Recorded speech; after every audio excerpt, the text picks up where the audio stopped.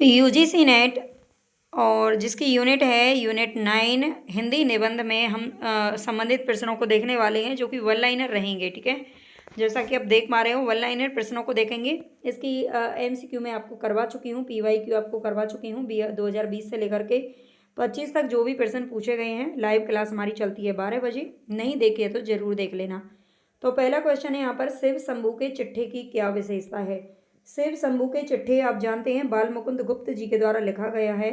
ठीक है, बाल मुकुंद गुप्त जी के द्वारा लिखे गए हैं और इसकी जो विशेषता है वो है अंग्रेजों का कुशासन को उजागर करना, है ना, और भारतीय जनता का दमन और उसके द्वारा प्रतिरोध, प्रतिरोध नहीं है बल्कि प्रतिशोध। ठीक है, प्रतिशोध लेना यानी कि बदला लेना। ठीक है, आत्माराम की टेंटे निबंध में आत्माराम के प्रतीक कौन है, तो ये है बाल मुकुंद गुप्त।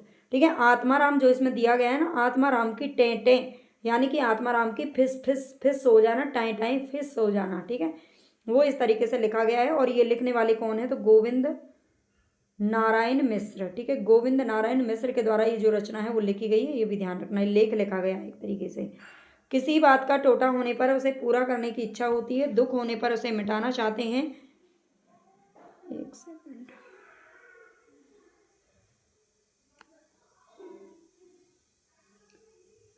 दुख होने पर उसे क्या करना चाहते हैं, मिटाना चाहते हैं, स्वभाव है। यह कथन किस निबंध से उद्धृत है, तो यहाँ पर हमारा सही आंसर हो जाएगा कछुआ धर्म, जो कि चंद्रधर शर्मा गुलेरी जी का निबंध है कछुआ धर्म। नामवर सिंह ने संस्कृति और सौंदर्य निबंध में हजारी प्रसाद द्विवेदी द्वारा रचित अशोक के फूल की रचना का उद्देश्य किसे माना है। नामवर सिंह का ग्रंथ है संस्कृति और सौंदर्य। संस्कृति और सौंदर्य जो इन्होंने निबंध लिखा है उसमें हजारी प्रसाद द्विवेदी की रचना अशोक के फूल की रचना का उद्देश्य क्या माना है, तो आर्य संस्कृति की शुद्धता के अहंकार पर चोट इसका मुख्य उद्देश्य है। देश प्रेम है क्या, प्रेम ही तो है, इस प्रेम का आलम्बन क्या है। सारा देश अर्थात मनुष्य, पशु पक्षी, नदी नाले, वन सहित सारी भूमि। यह कथन किसका है, तो यह है रामचंद्र शुक्ल जी का। देश प्रेम है क्या, प्रेम ही तो है, इस प्रेम का आलम्बन क्या है, ये रामचंद्र शुक्ल जी ने कहा है। आगे आज का हिंदी निबंध साहित्य अधिकांश में आलोचना की ओर दौड़ा जा रहा है। आजकल आचार्यत्व की चाह रीतिकाल से भी कुछ बड़ी चढ़ी है, ये किसका कथन है, तो ये बाबू गुलाब राय जी का। भारतेंदु हरिश्चंद्र द्वारा रचित दिल्ली दरबार दर्पण निबंध किस शैली में लिखा गया है, तो ये लिखा गया है समाचार शैली में। भारतेंदु हरिश्चंद्र के द्वारा जो दिल्ली दरबार दर्पण नामक निबंध लिखा गया है ये समाचार शैली में है, ये आपको याद रखना है। कीर्ति के द्वार सबके लिए नहीं खुले हैं, परंतु भलाई करने का अवसर सब किसी को जो उसकी खोज रखता हो मिल सकता है। कीर्ति के द्वार यानी कि हर किसी की प्रसिद्धि नहीं हो सकती है ना, हर कोई फेमस नहीं हो जाता। कुछ लोग, कुछ क्या बल्कि 90% लोग ऐसे होते हैं, जन्म लेते हैं और इस पृथ्वी पर अपने ही घर की चार दीवारों में मर जाते हैं, है ना, उनको प्रसिद्धि नहीं मिल सकती। लेकिन कुछ लोग इतने प्रसिद्ध हो जाते हैं कि पूरी दुनिया उनको जान लेती है। लेकिन भलाई करने का अवसर तो हर किसी को मिल सकता है अगर कोई खोजना चाहे तो। ये किसने कहा है, भारतेंदु हरिश्चंद्र जी ने कहा है। भारतवर्ष की उन्नति कैसे हो सकती है, भारतेंदु हरिश्चंद्र के द्वारा यहाँ पर भाषण दिया गया था। कहाँ भाषण दिया गया था, भारतवर्ष की उन्नति कैसे हो सकती है, इस शीर्षक से इन्होंने ये भाषण दिया था और बाद में इसको निबंध के रूप में प्रकाशित कर दिया गया। बलिया में दादरी के मेले के समय आर्य देशोपकारणी सभा में। ठीक है, ये क्वेश्चन पूछे जा चुके हैं, मैंने वन लाइनर फॉर्मेन को कन्वर्ट कर दिया है, यही एमसीक्यू में बार बार पूछे जाते रहे हैं वन लाइनर। ठीक है, मूर्ति बहुधा पाषाण की होती है, पाषाण यानी कि पत्थर की होती है, जिसका प्रयोजन यह है कि उनसे हमारा दृढ़ संबंध है।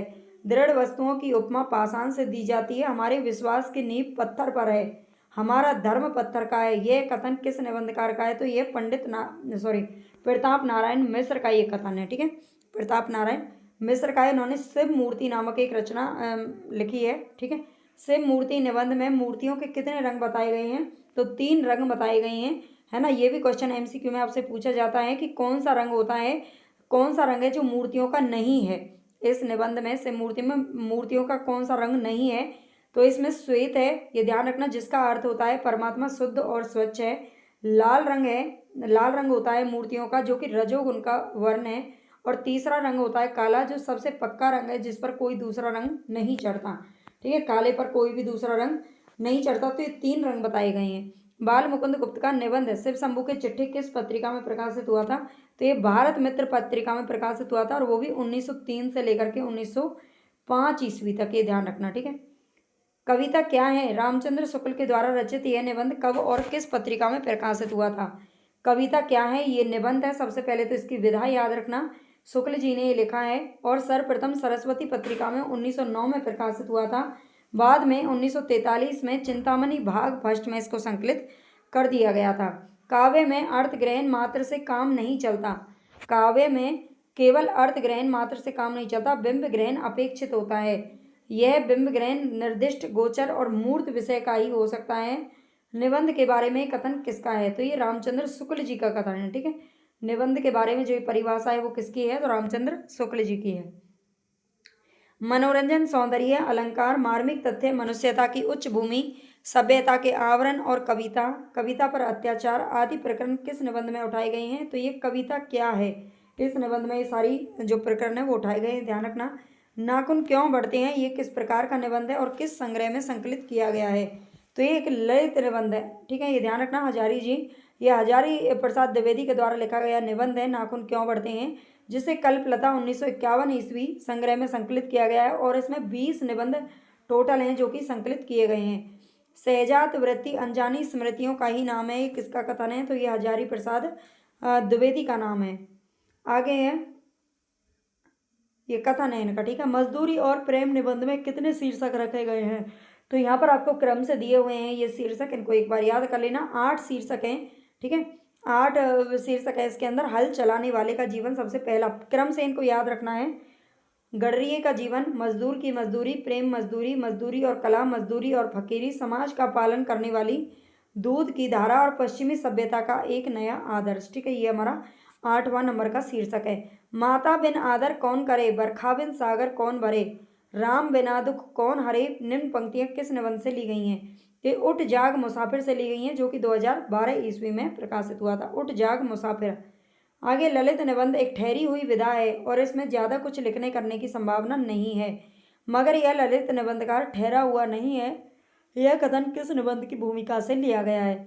तो ये विवेकी राय का जो निबंध है 2012 में प्रकाशित हुआ था, उठ जाग मुसाफिर। ठीक है, उठ जाग मुसाफिर 2012 में आया था, विवेकी राय का निबंध है और इसी से ये भूमिका से ये जो कथन है वो लिया गया है। ध्यान रखना। ठीक है, अगर आपको ये क्लास अच्छी लग रही है और आपके लिए हेल्पफुल है तो ज़्यादा से ज़्यादा प्लीज़ चैनल को सब्सक्राइब, लाइक और शेयर करना, ताकि इस तरह की वीडियोस आपको मिलती रहें। लाइव क्लास होती है हमारी 12 बजे, वो MCQ बेस्ड है, PYQ बेस्ड क्लास होती है, तो उससे भी आप जरूर जुड़िए।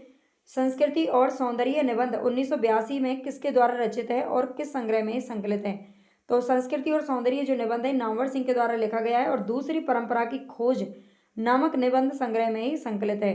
अशोक के फूल केवल एक फूल की कहानी नहीं, भारतीय संस्कृति का एक अध्याय है और इस अध्याय का आनंद लेख पढ़ने वाले हिंदी में पहले व्यक्ति हैं हजारी प्रसाद द्विवेदी जी। ये किसका कथन है? तो नामवर सिंह का कथन है। ठीक है, नामवर सिंह ने संस्कृति और सौंदर्य में लिखा है। उठ जाग मुसाफिर भोर भई, अब रैन कहाँ जो सोवत है, रैन यानी कि रात्रि, जो सोवत है सो खोवत है, जो जागत है सो पावत है। ये पंक्तियां किसकी हैं? तो ये हैं विवेकी राय की। उत्तर फाल्गुनी के आसपास निबंध किसका है? तो ये कुबेरनाथ राय के द्वारा लिखा गया है। उत्तर फाल्गुनी के आसपास। हल चलाने वाले और भेड़ चराने वाले प्राय स्वभाव से ही साधु होते हैं। हल चलाने वाले अपने शरीर का हवन किया करते हैं, खेत उनकी हवनशाला है। ये पंक्तियां किस निबंध से ली गई हैं? तो ये मजदूरी और प्रेम से ली गई है, जो कि अध्यापक पूर्ण सिंह के द्वारा लिखा गया है और 1912 ईस्वी में प्रकाशित हुआ था। मनुष्य पूजा ही सच्ची ईश्वर पूजा है। मजदूरी और प्रेम निबंध में किस शीर्षक से पंक्तियां ली गई हैं? तो ये मजदूरी और कला। ठीक है, मजदूरी और कला से ली गई हैं, ध्यान रखना। आगे, द्विवेदी युगीन निबंधकारों में सर्वाधिक सशक्त निबंधकार कौन माने जाते हैं? तो सबसे अधिक जो सशक्त निबंधकार है द्विवेदी युगीन में, इन्होंने केवल अपने जीवन में 6 निबंधों की रचना की थी। ठीक है, केवल और केवल 6 निबंध लिखे थे इन्होंने और उसी से ही सबसे अधिक सशक्त के रूप में जाने जाते हैं सरदार पूर्ण सिंह। कुबेरनाथ राय के निबंधों में रस छलकता रहता है, ये कथन किसका है? तो ये विश्वनाथ तिवारी जी का। कुबेरनाथ राय के निबंधों में। ठीक है, किस निबंध में 95 वर्ष के बीमार अध्यापक जगदीश बाबू का जीवन और उनकी यादों का उल्लेख, जीवन और मातृभूमि पर प्रकाश डाला गया है? निराला, कबीर और रविंद्रनाथ टैगोर तथा उनकी कविताओं का उल्लेख भी मिलता है। तो यह उठ जा मुसाफिर के अंदर। नेक्स्ट है, बेतवा के तीर पर रेवारी रीवा रूपेला धुआं, अयोध्या उदास लगती है, बालू के डू, राष्ट्रपति की छाया, ये सभी निबंध किस निबंधकार के हैं? तो ये विद्या निवास मिश्र जी के द्वारा लिखे गए हैं। ठीक है, ठीक है, ये सारे निबंध आप याद कर लेना, पूछे जाते हैं। शिरीष के फूल आम फिर बोरा गए, शिरीष के फूल आम फिर बोरा गए, ठाकुर जी की बटोर, समालोचक की डाक, केतु दर्शन, ब्रह्मांड का विस्तार, हम क्या करें, साहित्य का नया कदम, ये सभी निबंध किसके हैं? तो ये हजारी प्रसाद द्विवेदी जी के द्वारा लिखे गए हैं। बाल मुकुंद गुप्त द्वारा शिव शंभू के चिट्ठे निबंध किस वायसराय के शासनकाल में लिखे गए थे? तो उस समय जो वायसराय था वो कौन था? लॉर्ड कर्जन था।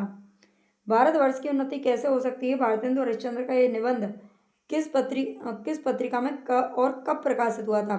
तो ये हुआ था हरिश्चंद्र चंद्रिका नामक पत्रिका में 3 दिसंबर 1884 को। ठीक है, ये ध्यान रखना। तो यहाँ पर हमारी क्लास खत्म होती है। आपको इसी तरह से अगर वन लाइनर पढ़ना पसंद करते हैं तो प्लीज़ कमेंट में ज़रूर बताया करो। ठीक है, और पेपर फर्स्ट के लिए अगर आप थ्योरी क्लासेस और साथ में MCQ क्लासेस अगर आपने नहीं पढ़ी हैं अभी तक, दृष्टि पब्लिकेशन की पूरी बुक शॉर्ट नोट्स मैंने डाल रखे हैं, तो आप आज ही जा करके उनको एप्लीकेशन से ले सकते हो। ठीक है, एप्लीकेशन से आपको मिल जाएगी, ये नंबर है, इस नंबर पर आप मुझे संपर्क कर सकते हैं। ठीक है, इस नंबर पर आप मुझे संपर्क कर लेना।